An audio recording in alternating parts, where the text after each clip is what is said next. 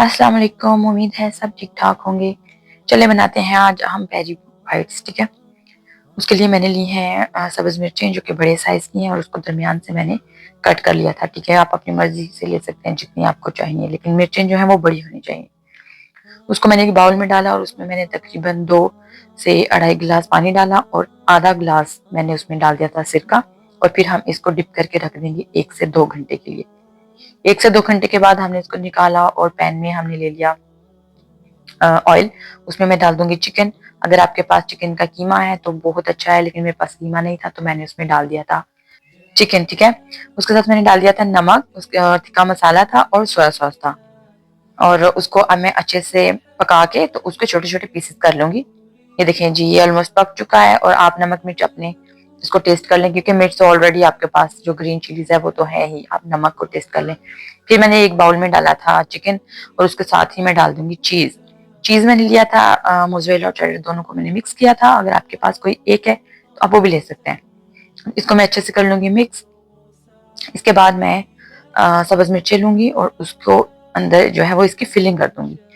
आपने बहुत ही ध्यान से इसकी फिलिंग करनी है, फिलिंग करते वक्त वो टूट ना जाए। ठीक है, ये देखिए जी, मैंने ऐसे आप आराम आराम से इसके अंदर आप फिलिंग कर लें। अगर आप चाहते हैं चिकन के बगैर इसमें सिर्फ आप चीज की स्टफिंग भी कर सकते हैं।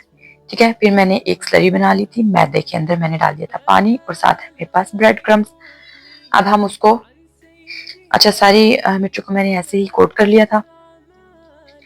और आप चाहें तो इस डिश पे इसको आप फ्रीज भी कर सकते हैं। फिर आपको जब भी जरूरत हो तो आप इसको फ्राई कर लें। अच्छा, इसको अब मैं फ्राई कर लूंगी। ठीक है, आपने आग जो है वो बहुत ज़्यादा तेज़ नहीं करनी है, बहुत ज़्यादा स्लो भी नहीं करनी। अगर आप आग को स्लो करते हैं तो उसकी कोटिंग जो है वो हटने लग जाती है। ठीक है, तो आप नॉर्मल सी आंच रखेंगे ताकि वो अच्छे से फ्राई हो जाए दोनों साइड से। ठीक है, अच्छा, आज जब आपने सिरके में अपनी मिर्चों को भिगो कर रखेंगे तो वो बिल्कुल भी कड़वी नहीं होंगी, बल्कि वो खट्टा सा और एक बहुत ही अच्छा सा टेस्ट आ जाता है। तो आप उसको सिरके में ज़रूर डिप करके रखिएगा। अच्छा, मैंने इसकी साइड को चेंज कर दिया था। मैंने इसको इसी कोटिंग करके इसको रेस्ट नहीं दिया था।